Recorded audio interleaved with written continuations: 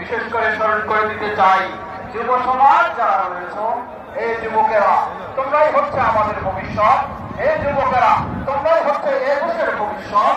সুতরাং তোমাদেরকে আজকে আমরা এই ঈদের দিনে স্মরণ করে দিতে চাই। তোমাদের মডেল হবেন পৃথিবীর সেরা ব্যক্তি যিনি নবী মুহাম্মদ সাল্লাল্লাহু আলাইহি ওয়াসাল্লাম। তোমাদের মডেল।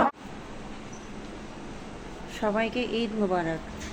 আমি একটা ছোটোখাটো ঈদের ব্লগ বানাবো, পাশে থাকবেন। সকালে ঘুম থেকে উঠে গোসল করে ছেলেকে হাজব্যান্ডকে গোসল করিয়ে নামাজ পড়তে পাঠিয়ে দিয়েছিলাম। তারপর ঘরটর গোছানো হয়েছে, এখন টেবিল রেডি করছি, খাওয়া দাওয়া দিব। টেবিলে পোলাও রান্না বসাবো। না, ঘি এভাবে দিয়ে দিই, আমার আন্দাজ আসছে।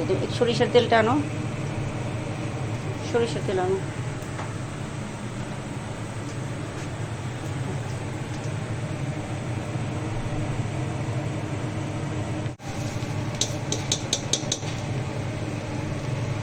আজকে আর বেশি কিছু রান্না করব না, যখন কোরবানির পরে গরুর মাংস রান্না করব। আপাতত পোলাও, মুরগির রোস্ট আর হাঁসের মাংস।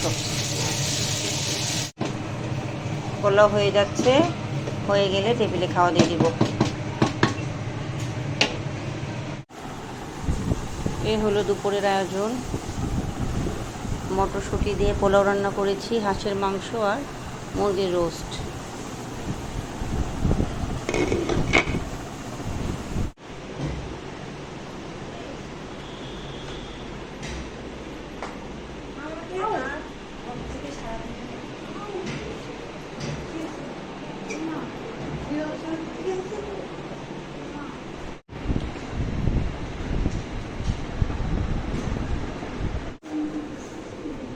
এই যে আমাদের গরু জবাই করা শেষ, এখন মাংসটা বসাবো। আজকে আমি মরিচ গুঁড়াটা নিইনি, মরিচ আমি ব্লেন্ডারে বেটে নিয়েছি, বসিয়ে দেবো এখন।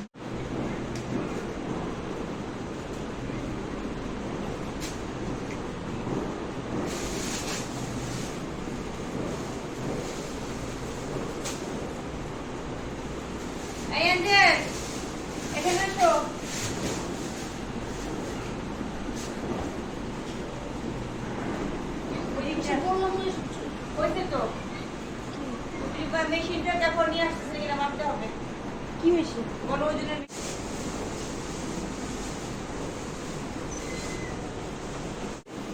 কোথা দিয়ে দেরি করে ও আমাদের বাসা ছিল, আমি তো আমি বাসায় কখন দেখি। ও আমি বাসা আমি ভাবছি তো সকালে তো মনে হয় বলেন না 1 ঘন্টা আগে ফোন দিবে। হ্যাঁ, আমি 1 ঘন্টা আগে ফোন দিচ্ছি। আচ্ছা বসো বসো।